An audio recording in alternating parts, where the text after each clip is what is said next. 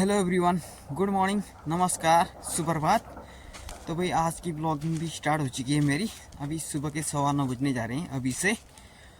और आज ब्लॉगिंग में बहुत दिनों बाद बना रहा हूँ क्योंकि बीच में एक दो ब्लॉग भी पेंडिंग पड़े थे और मेरा मोबाइल का रिचार्ज भी ख़त्म हो चुका था, तो रुके थे ब्लॉग भी और उसके बाद कंटिन्यू ब्लॉगिंग भी नहीं हो पाई।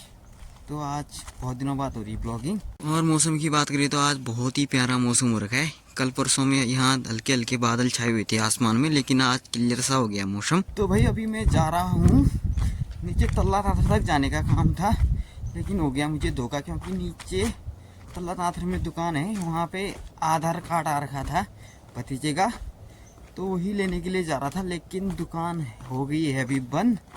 तो अब शाम तक या फिर कल तक ही खुलेगी दुकान, तो अब कल सुबह जाएंगे और वहीं से मार्केट भी हो सकते हैं कल। तो आज का प्रोग्राम तो हो गया कैंसिल। तो आधे रास्ते में तो पहुंच चुका था मैं, आधे रास्ते से फ़ोन लगाया तो दुकानदार मार्केट चले गए रहे। तो अब क्या करें, हमारे यहाँ पड़ोस वाली दुकान बोल सकते हैं बगल में, उस वाली दुकान तक हो के आते हैं एक बार। तो भाई अभी यहाँ रोड कटिंग का काम प्रगति में है, तो अभी यहाँ ब्लास्ट होने वाला है भाई। अभी भरने का काम चल रहा है शायद, तो 1-2 मिनट में यहाँ ब्लास्ट हो जाएगा। तो कब से वेट कर रहा हूँ भाई, अभी तक तो नहीं हुआ है। तो भाई अभी हमारे यहाँ की धूप भी चली गई है, 2 बजने वाले करीब, और धूप तो 15-20 मिनट पहले चली गई थी। और अभी मेरी तैयारी हो रही है भाई धूप सेकने जाने के लिए। आधे रास्ते में पहुँच चुका हूँ। यहाँ तो धूप बहुत जल्दी चली जाती है भाई।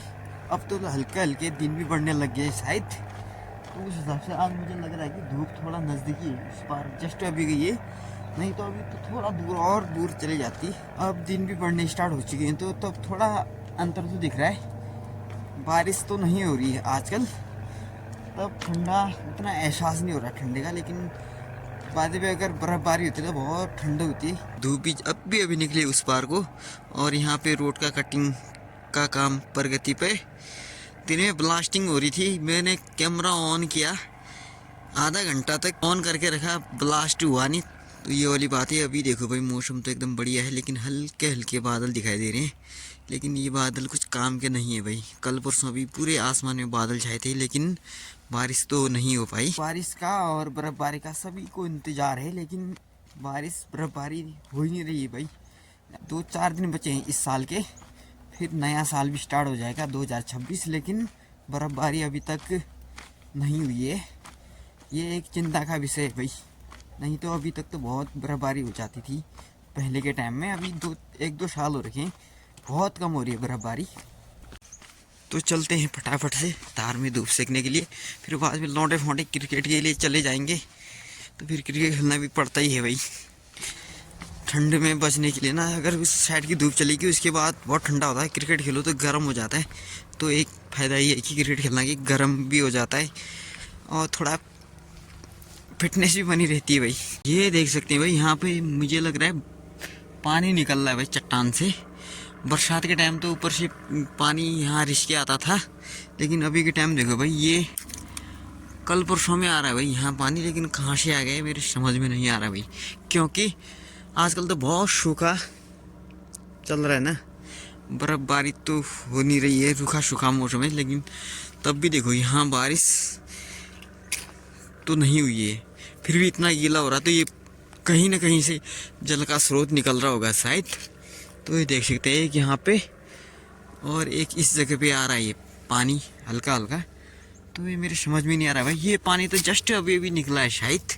ये देखो भाई हल्के बूंदे बांदे निकल रहे, ये पानी अब कहाँ से निकल रहा है, ये इसके लिए ना थोड़ा वो करना पड़ेगा रिसर्च। और यहाँ से भी देखो भाई, ये तो बहुत ही सोचने वाली बात है कि देखो अभी अभी यहाँ पहुँच रखा है पानी। ये पानी पता नहीं यार कहाँ से निकल रहा होगा, समझ में नहीं आ रहा, क्योंकि बारिश तो नहीं हो रही है भाई। 4 महीने हो गए लगभग बारिश नहीं हुए, और अभी देखो भाई यहाँ ये पानी एकदम बूंदे गिर रही है यहाँ पे, देख सकते हैं। मुझे लग रहा है ये पानी हमारे वहाँ ब्लास्ट हो रहा ना, उस ब्लास्ट की वजह से क्या पता पूरे यहाँ हलचल हो रही होगी एकदम कहीं से कहीं तक। तो फिर उस हिसाब से ऊपर का नीचे निकल रहा होगा ऋषिकेश शायद पानी। ज़मीन के अंदर अंदर तो पत्थरों के बीच से होके आ रहा होगा, ये अनुमान मैंने लगा रखा है। लेकिन बाकी अनुमान लगाने वाले तो बहुत मिल जाएंगे अगर पता चलेगा तो उनको भी। लेकिन सोचने वाली बात है ना कि इस रुके सूखे मौसम में भी वहाँ पे पानी निकल रहा है। लेकिन पहले से निकलता था ठीक है, लेकिन अभी अभी बीच में तो सूख गया था। आजकल में दिखा मुझे भी, अभी मैंने ध्यान किया, कल परसों भी आया था इस रास्ते से, लेकिन आज मेरा नज़र पड़ा उस साइड को। तो देखो भाई कितना बड़ा पानी निकल सकता है अगर खोदा जाए अंदर, तो ये वाली बात भी है। अभी तो बाहर से निकल रहा पानी, अगर अंदर अंदर तक घुसे तो क्या पता यहाँ से भी बहुत बड़ा पानी निकल सकता है। आने वाले टाइम में यहाँ के लोगों के लिए जलापूर्ति हो सकती है भाई, 4-6 परिवार आराम से खा सकते हैं अगर अंदर तक इसका रिसर्च करके मोटा पानी निकल जाता है तो।